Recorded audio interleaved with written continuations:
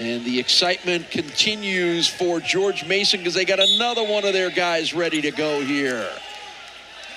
At 184, Malachi DuVall of George Mason and Sal Perrine of Ohio.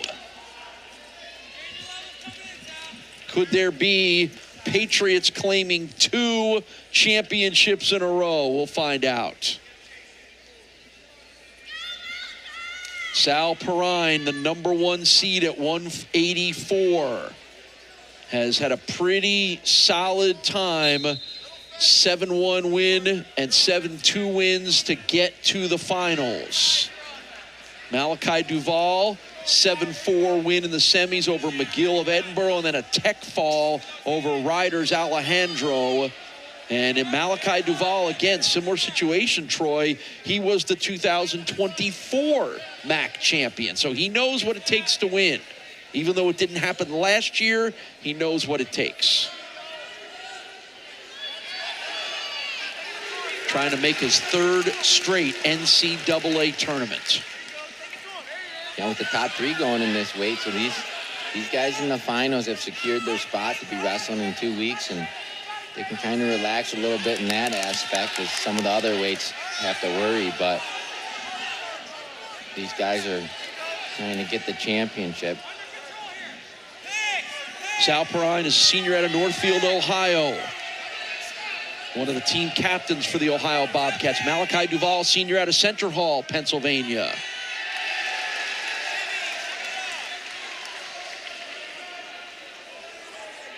And boy, talk about some symmetry. If Malachi DuVall can win this one and claim the championship, it'll be his 100th career win.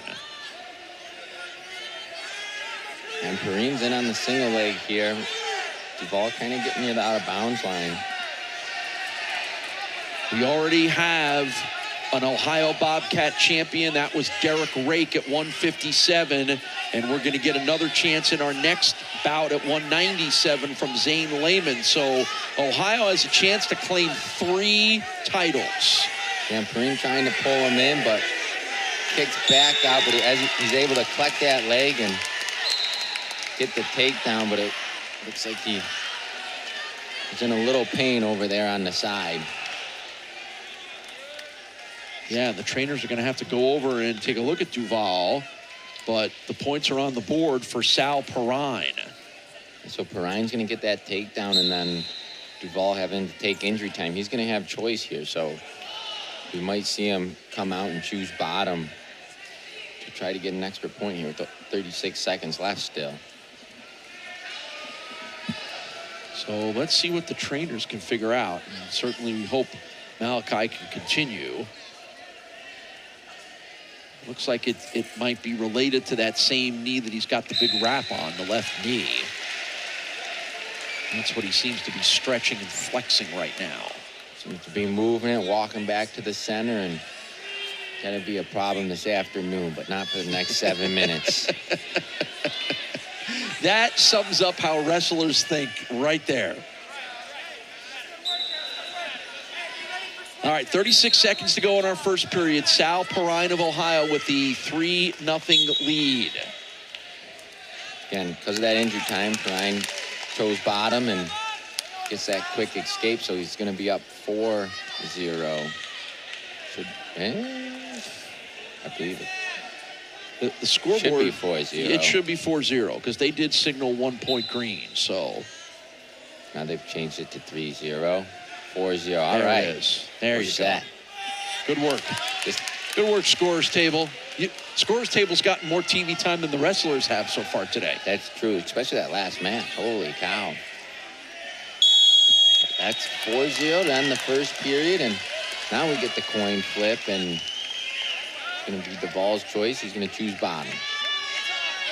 All right, remember what I told you how smart Logan Messer and the incredible applied statistics, biostatistics major. How about Sal Perrine is already an MBA student at Ohio with a 3.56 GPA. And that's who said wrestlers aren't smart? I don't know. Who said that? Probably me that said it, but, you know, I'm a liar now. No, I think, honestly, there's so much mental toughness that goes into wrestling, and the mythology or whatever of the moves you do, and there's going to be another takedown there for Perrine. And it's a 7-1 lead for Sal. And we get a challenge brick. And why not? That's about the 4th consecutive match we've got a challenge brick. And it came from the George Mason bench. I'm trying to say no takedown. That seems to be a little more clearer, this one, than the last one. We think we know what it is they're looking at, or want them to look at. 2.5 matches left. What's the over-under? 3 bricks? 3.5? Between now and the end? I'm saying 2 more. Okay. But here, you can see if there's a takedown or not. Tries to get behind him, and I'm going to say he was behind him. He had both arms.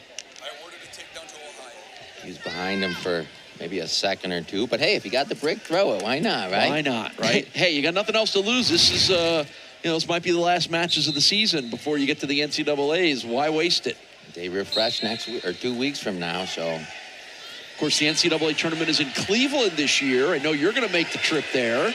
I know a lot of Buffalo area fans. I know a lot of MAC fans are going to make the trip just to go see in the amazing event that is the NCAA tournament.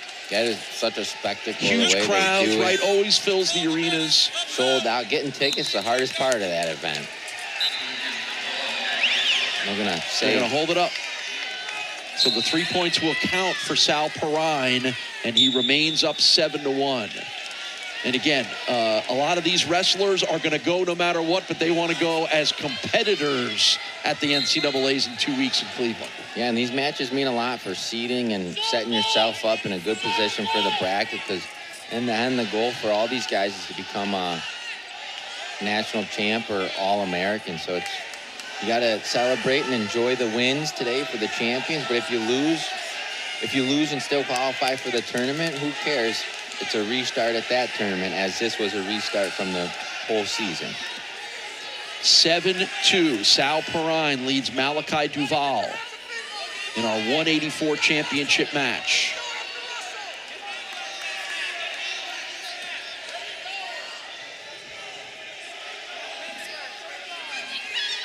Doesn't appear as though that bothersome knee is impacting Malachi DuVall much, but there's been a little bit of an eye poke there. I don't know, DuVall wiped his face, but still, now he's trying to get in on a shot. Perrine does good trying to square up, and good defense here.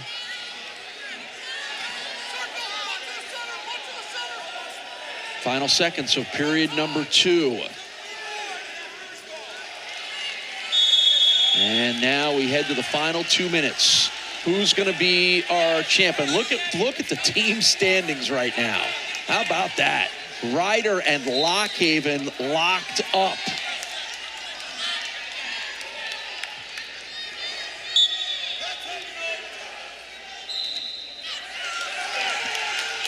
Perrine's going to get the reversal there, go up 9-2 and start adding to his riding time. Only 20 seconds so far, so he hasn't spent much time on top, but he's going to cut him in 9-3 now. All right, escape point for DuVall.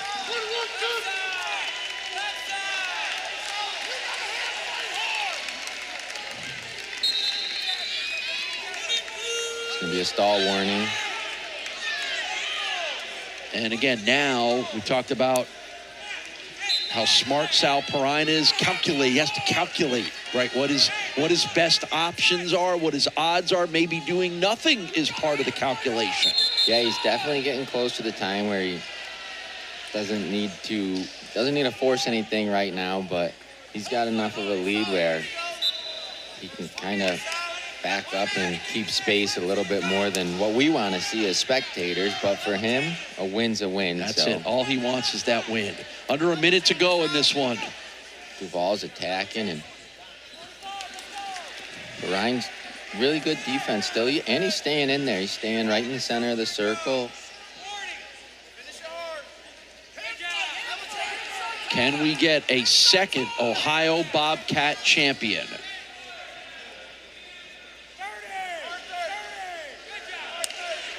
And now under 30 seconds to go with a sizable 9-3 lead for Sal Perrine.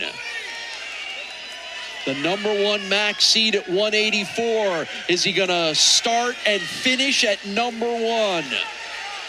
He's going to try to get another takedown. 10 seconds left. And that's going to secure it for him. 12-3, and I think he's just going to finish up on top. You can see him start to smile there, and he knows he just won it. He's been an Ohio State champ. He's now a Mid-American Conference champ. Sal Perrine from the Ohio Bobcats, your winner at 184.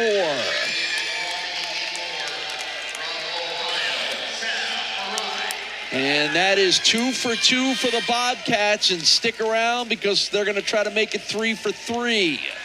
And hugs all around for Sal Perrine.